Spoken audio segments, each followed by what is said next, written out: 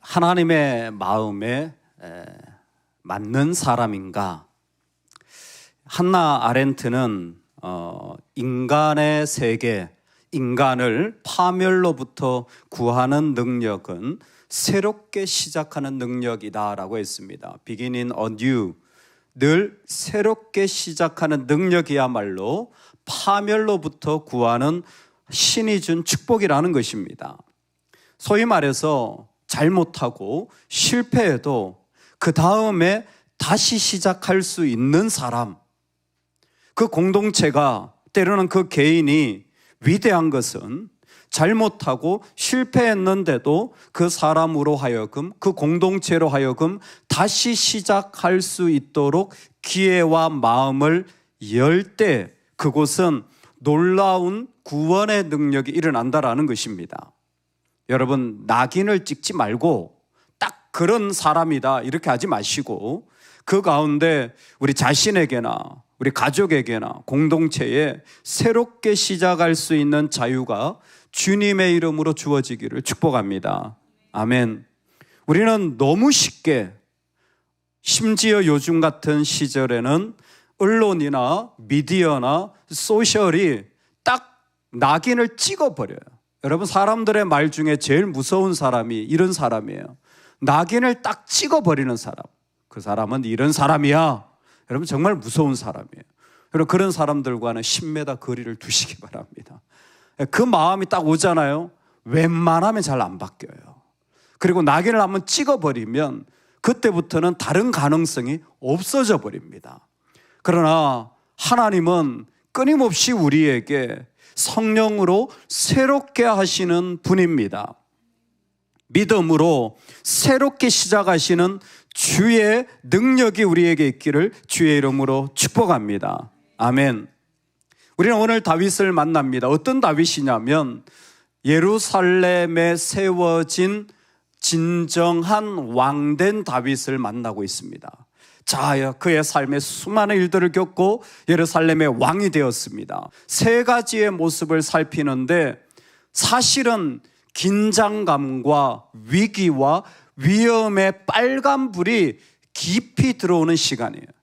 예루살렘의 왕이 되면서 그가 첫 번째 들어선 길은 세상적인 번성입니다.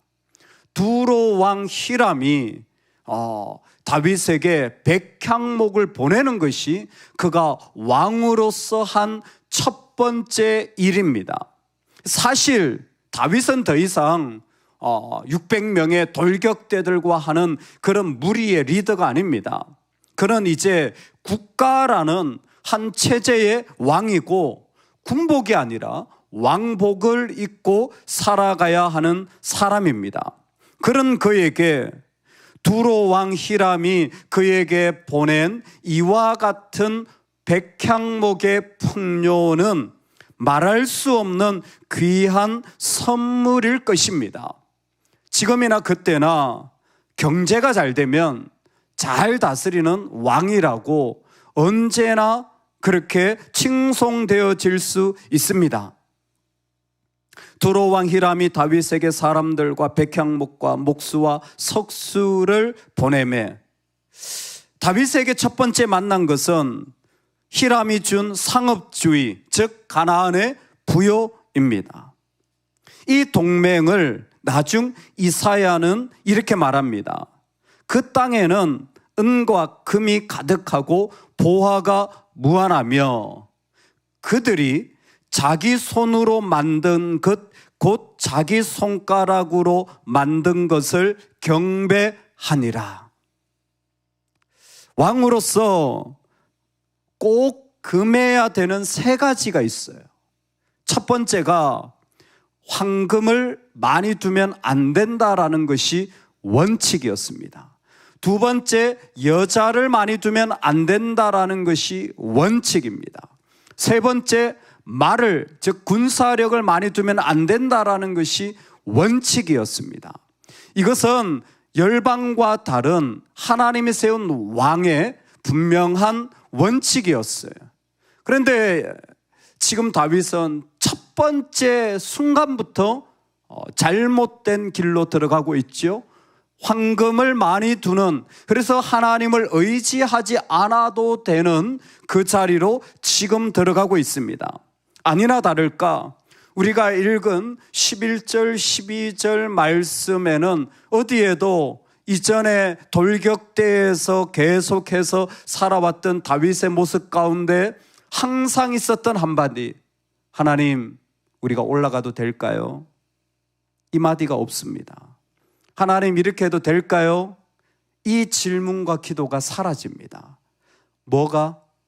우리가 조금 여유로워지면, 우리가 부유해지면요, 기도할 필요가 없어지는 거예요.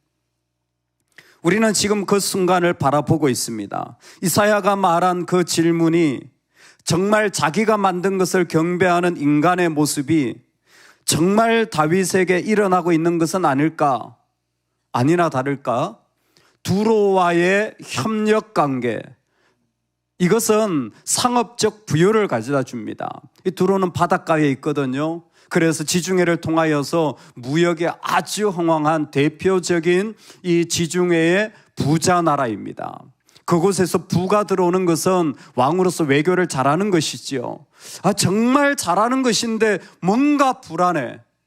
왜 하나님의 원칙이 이루어지지 않고 기도하지 않는가? 아니나 다를까 나중에 이스라엘 왕조 가운데 아합 시대의 부인이 이세벨인데, 이 사람이 바로 여기 지역 사람이에요.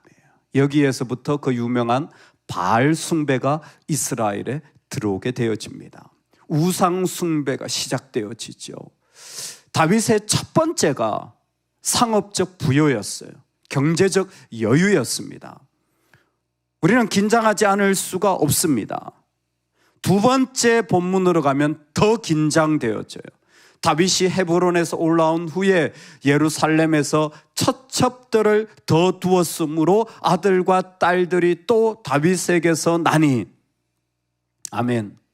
두 번째 다윗이 왕이 되어서 한 일은 헤브론에서 예루살렘으로 옮기며 첫 번째 등장한 단어는 처첩이에요. 첩이라는 말은 헤브론에서는 등장하지 않던 단어입니다. 그런데 이스라엘 그 중심 도시 예루살렘에 가니까 첩이라는 단어가 등장하기 시작합니다. 이건 어떤 성적인 타락이라기보다는 그가 지금 결혼 정치를 펼치고 있다라는 것이겠지요. 첩을 두고 결혼을 하여서 이쪽 저쪽 주변 국가와 결혼 동맹을 하며 자신의 나라를 견고하게 세워가고 있다라는 것입니다. 다윗이 제가 말한 부인을 많이 두지 마라, 황금을 많이 두지 마라, 이 말씀을 몰랐을까요? 늘 우리에게는 이 갈등이 있습니다. 알고 있는 지식이 현장에서는 제대로 펼쳐지지 못하는 거예요. 분명히 나는 이렇게 알고 있는데 내 현실 속에서는 이루어지지 않는 일들이 참 많습니다. 다윗은 이스라엘과 하나님 사이에 자신의 역할을 잘 알고 있을 것입니다. 그런데 왕이 되어지면서 그는 어느덧 열방의 왕과 같이 되어졌습니다.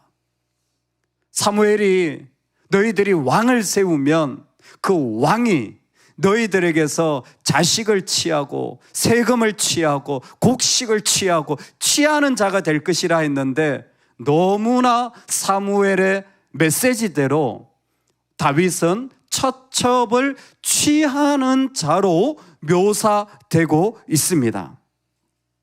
무엇보다 오늘 그 아이들의 이름 중에 나중에 등장할 솔로몬의 이름이 등장하는 것은 위기, 그것도 말할 수 없는 죄의 위기, 밧세바와의 간음의 이야기가 이미 여기에 싹트고 있다라는 것을 말씀하여 주고 있는 것입니다. 하나님 앞에 왕으로 세움받기를 원하여서 기름 부어 세워졌는데 첫 번째 길은 두로와의 협력으로 부요에 이미 마음이 빼앗겨 버렸고, 그래서 기도가 없어졌으며, 두 번째는 첩을 많이 두고 더 많은 자식을 가지게 되므로 나라는 경고해졌는지 모르겠지만 어느덧 그는 열방과 같은 왕이 기록되어져 버렸습니다. 여러분 어떻게 생각하십니까? 그런 다윗을 우리는 왕으로 인정할 수 있을까요? 정말 이 모습이 하나님이 세운 왕일까요? 우린 세 번째에서 오늘 본문에 블레셋과의 전투가 기록되어져 있는 것을 보게 됩니다. 다윗이 왕이 되자마자 블레셋이 쳐들어오는 거죠. 여러분 그거 아세요?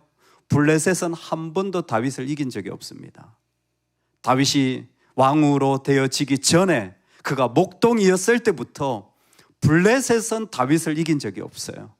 그런데 그 블레셋이 들은 거예요. 어머, 그 다윗이 예루살렘도 정복했대. 야, 얘가 왕이 되었대. 지금 아니면 기회가 없는 거예요. 왕권이 견고해지고 그 나라가 안정되기 전에 시작할 때 싹을 잘라야 된다. 아마 이런 마음이 블레셋으로 하여금 그 남쪽에서 오는데 참 사단은 똑똑해요. 얼마나 똑똑하냐면 어디로 들어오냐면 르바임 골짜기, 예루살렘 딱 남쪽에 이스라엘의 남과 북을 가르는 경계로 허리로 딱 들어오는 거죠. 이스라엘이 어떤 곳에 제일 취약한지, 어디를 치면 무너질지 사단은 너무 잘 아는 거예요. 근데 그 지점을 딱 건드리는 거예요. 그 지점을 딱 건드리는 거예요. 어떤 사람은 육체를 딱 건드려요. 어떤 사람은 돈을 딱 건드려요. 어떤 사람은 자신을 딱 건드려요. 어떤 사람은 자신의 감정을 딱 건드려요. 일을 건드려요. 그러면요, 딱 분열이 일어나요. 딱 분열이 일어나요. 블레셋이 놀랍게 아무런 준비도 되지 않은, 사실은 그럴 만한 지금 은혜도 없는 다윗에게 그의 최고의 약점, 나라가 겨우 살얼음판처럼 하나로 붙여놨는데 딱 그 부분을 치고 들어오는 거예요. 여러분 어떻게 할까요? 따라합시다. 나는 하나님께 기도합니다. 이때 다윗이 블레셋이 쳐들어온 것을 보고 여호와여 우리가 올라가리까? 하나님 우리가 올라갈까요? 여러분 기도하시기 바랍니다. 이 땅을 이겨나가는 힘이 어디에 있느냐면 돈도 권력도 아니에요. 기도의 힘입니다. 정말 하나님께 엎드리는 자, 하나님께 간절히 사모하는 그 능력이 이 세상과 이 땅을 바꿔가는 놀라운 진원지입니다. 다윗이 지금까지 너무 실망스러워요. 아마 2번 정도 이 정도 됐으면 삼진 아웃이에요. 뭐 2번 투 스트라이크 먹었지만 벌써 아웃돼요. 그런데 다윗에게 하나님이 계속 기다리시는 게 뭐냐면 다윗은 하나님을 신뢰하는 사람이에요. 부족하고 연약함이 있어요. 실패도 있어요. 근데 하나님이 계속 그로 새롭게 시작할 수 있도록 허락해 주시는데 아유 됐다 블레셋 왔는데 그냥 너희들 안 되겠다 넘겨버리자 그랬으면 끝났어요. 벌써 여기서 접으면 돼요. 그런데 하나님은 다윗의 마음에 기도하게끔 하시고 그 기도를 들으셔서 올라가라 내가 블레셋을 너의 손에 붙여주리라. 할렐루야 할렐루야. 너무 아름다운 말씀이에요. 우리 19절인데요 제가 한번 읽어드리겠습니다. 다윗이 여호와께 여쭈어 이르되 내가 블레셋 사람에게로 올라가리까 여호와께서 그들을 내 손에 넘기시겠나이까 하니 여호와께서 다윗에게 말씀하시되 올라가라 내가 반드시 블레셋 사람을 내 손에 넘기리라 하신지라. 아멘 아멘. 여러분 우리가 이 세상에 아무리 무너져도 전쟁은 여호와께 속해져 있습니다. 내 인생은 하나님께 속해져 있습니다. 블레셋이 바보가 아니에요. 블레셋은 무기가 있습니다. 군사력이 있습니다. 질 전쟁에 나선 게 아니에요. 이 정도면 충분히 다윗을 이기겠다, 이스라엘을 이기겠다 하고는 밑에서부터 몰려온 겁니다. 그들의 무기와 그들의 힘이 있었어요. 그런데 그들이 모르는 한 가지가 있어요. 우리에게는 최고의 용사가 함께 하시는 거예요. 우리에게는 이 땅의 최고의 장수가 함께 하시는 겁니다. 우리 하나님입니다. 우리 하나님이 나와 함께 하신다는 이 사실, 이 사실을 믿고 그분에게 기도할 때 그 사람은 그 자리에서 새롭게 시작하는 거예요. 지금 점수 다 까먹었어요. 아니, 완전 마이너스 인생이야. 지금까지 완전히 나는 실패한 인생이야. 괜찮아요.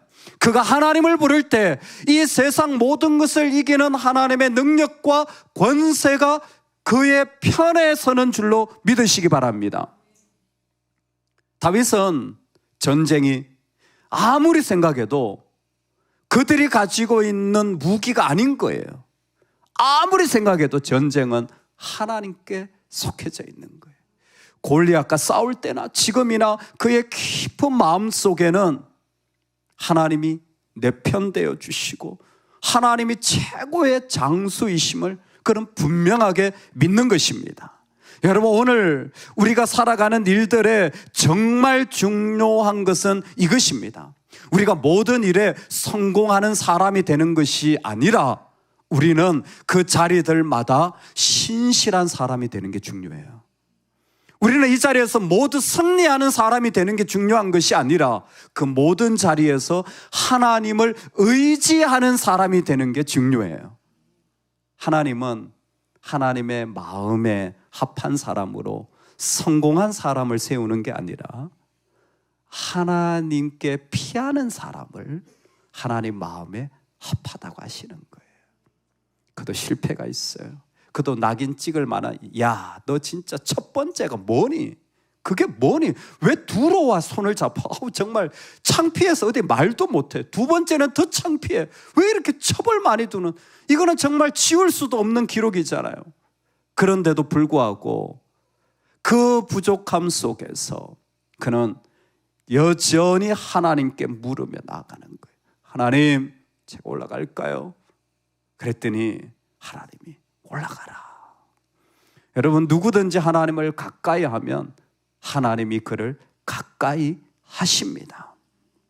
오늘 우리에게 일어난 일이 바로 이와 같아요. 그럼 어떤 일이 납니까? 홍수가 썰어버린 같이 우리 삶의 자리를 하나님이 다 치워버리십니다. 여호와께서 물을 헛음같이, 너무 아름다운 표현이죠. 여호와께서 물을 헛음같이 그 블레셋 군대를 다 썰어버리는데, 심지어 그 이스라엘 군대가 그 모든 우상을 다 치워버리는 거예요. 여러분, 오늘 우리가 이 이미지를 가지고 갑시다. 내 실패와 내 어려움을 복귀하지 마시고요, 하나님이 홍수로 다 치워버리는 거, 하나님이 그 물로 다 씻어버리는 것. 그래서 그곳에 하나님의 이야기가 펼쳐질 자리로 하나님 세워주실 것. 여러분, 이것을 우리가 꿈꾸며 기도하며 믿으며 나아가는 은혜가 있기를 소망합니다. 하나님은 새롭게 시작하도록 우리를 또 부르시고 세워가시는 하나님이십니다. 오늘 우리의 실패와 부족함 속에서 하나님의 전쟁을 반드시 승리케 하실 그 주님이 저와 여러분의 주님 되기를 간절히 소망합니다. 아멘, 아멘. 우리 같이 한번 기도하겠습니다. 하나님, 오늘 나의 마음속에 있는 그림은 한 가지입니다. 나의 부족함이나 연약함 속에서 그 모든 것을 물이 흩어진 같이 그 대적을 쓸어버리시고 우리 안에 있는 모든 것을 쓸어버리시고 오늘 내가 너의 손에 넘기겠다, 내가 너로 이기게 하겠다, 올라가라 말씀하시는 하나님의 새로운 시작 앞에 주님으로 걸어가게 하여 주옵소서. 우리 다 같이 이 제목으로 우리 기도하며 이 한날을 주님 앞에 올려드리겠습니다.